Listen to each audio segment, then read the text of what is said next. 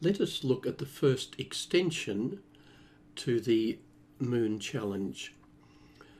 You'll see in this particular case, this is exactly the same format as the original intermediate level Blockly program for the Moon Challenge. We have drive forward, we've got to rotate, we've got to drive forward across the back of the moon, another rotate, and then a drive back.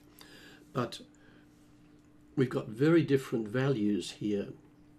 You'll notice that for the first time we'll see a speed of 100 and 3 seconds, that's a long spin, and again 100, and it's going to the left, okay. And so we'll see what effect those values have.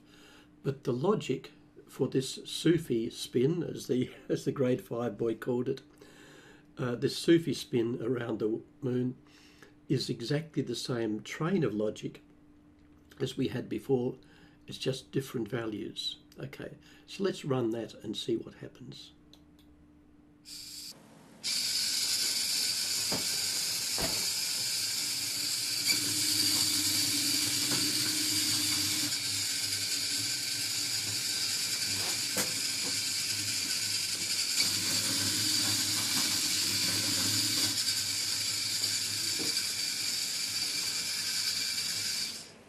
Fusion performs beautifully.